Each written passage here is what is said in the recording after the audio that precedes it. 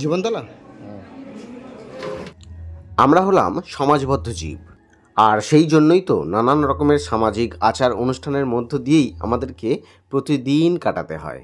আমার জীবনের প্রথম এরকম একটা সামাজিক অনুষ্ঠানের ভিডিও আজকে আমি আপনাদের সাথে শেয়ার করব। ভিডিও শুরুর আগে আপনাদেরকে একটা অনুরোধ করি যে এই ভিডিওর মাধ্যমে আপনারা কোনো রকম সাম্প্রদায়িকতার গন্ধ খোঁজবার চেষ্টা করবেন না।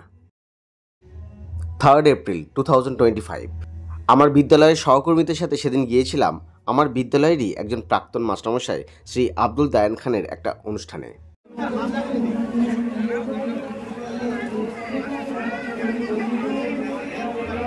মুসলিম সম্প্রদায়ের কাছে অন্যতম পুণ্য অর্জনের একটা পথ হচ্ছে হজ যাত্রা। আমাদের বিদ্যালয়ের এই প্রাক্তন মাস্টারমশাই শ্রী আব্দুল দায়ান খান এবং তার সহধর্মিণী যাবেন হজ যাত্রায়। হজ যাত্রায় যাওয়ার খরচটা আপনাকে সৎ পথে ইনকাম করা টাকা দিয়েই করতে হবে। কোনো রকম অতিরিক্ত সুবিধা নিয়ে এই হজ যাত্রায় যাওয়া যায় না। ব্যাংক বলুন বা অন্য যে কোনো ফিনান্সিয়াল অর্গানাইজেশন বলুন, যে কোনো জায়গাতে গচ্ছিত আমানতের লভ্যাংশ দিয়ে এই হজ যাত্রায় যাওয়া যায় না। চাকরিরত অবস্থায় নিজের জমানো ছুটি ব্যবহার করেও এই হজ যাত্রায় যাওয়া যায় না। আর সেই জন্যই তো আমাদের এই স্যার রিটায়ার করার পরেই সিদ্ধান্ত নিয়েছেন হজ যাত্রায় যাবেন। আর সেই উদ্দেশ্যেই আজকে আমরা সবাই মিলে এখানে একত্রিত হয়েছি। হজ যাত্রায় যাওয়ার আগে স্যার সবার সাথে দেখা করবার জন্য একটা ছোট্ট গেট টুগেদারের ব্যবস্থা করেছিলেন।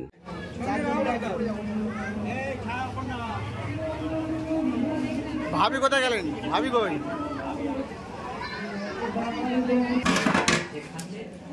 ও, এটা এর পরের লটে কাটা হবে, তাই তো? হ্যাঁ।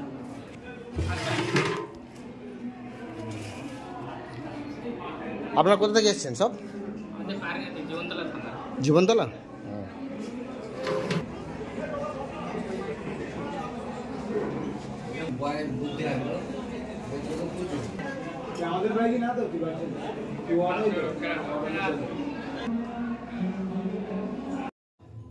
যে জায়গায় আজকের এই অনুষ্ঠানটা ছিল সেই জায়গাটা হচ্ছে ক্যানিং রেল স্টেশনের পাশেই চপলা গেস্ট হাউস। আজকে আমাদের অনুষ্ঠানটা ছিল দুপুরবেলা। এখন যেহেতু পরীক্ষা চলছিল তাই পরীক্ষা দুপুরবেলা শেষ হয়ে যাওয়ার পর আমরা সবাই মিলে চলে গিয়েছিলাম স্যারের এই অনুষ্ঠানে। বিয়ে বা অন্নপ্রাশনের মতোই সুন্দর করে সাজানো হয়েছিল জায়গাটা।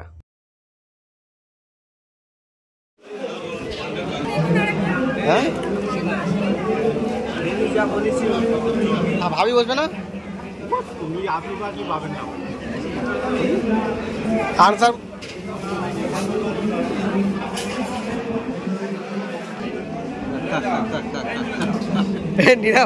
নিরামিষ বলছি, কি খাবে আর শুধু মিষ্টি খাচ্ছে।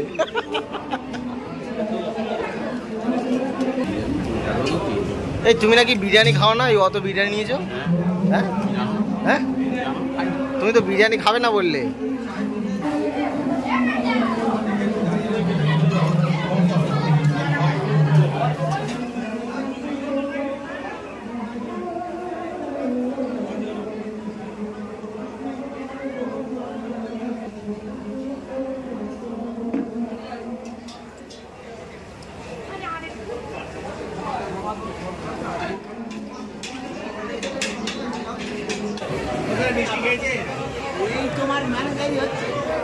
কেন সাদা ভাত তরকারি কোথায়?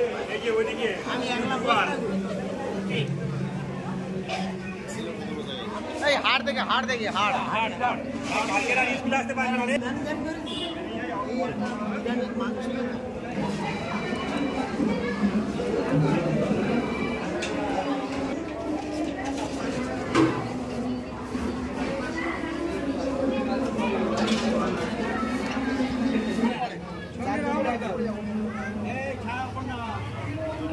নির্বিঘ্নে আপনার হজ যাত্রাটা একেবারে খুব সুন্দর সুষ্ঠুভাবে সম্পন্ন করে আসুন, এই প্রার্থনা করি।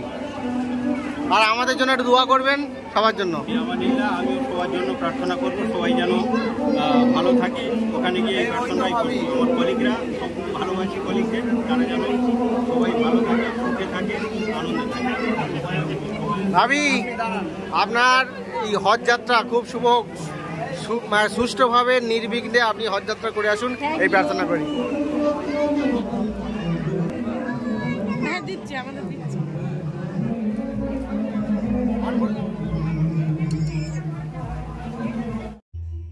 খুব সুন্দর মুহূর্ত কাটিয়ে এবার বাড়ি ফেরার পালা। আবার বলছি, আপনাদের যাত্রা, আপনাদের হজ যাত্রা শুভ হোক। নির্বিঘ্নে আপনারা হজ যাত্রা করে বাড়ি ফিরুন। ভালো থাকবেন সবাই।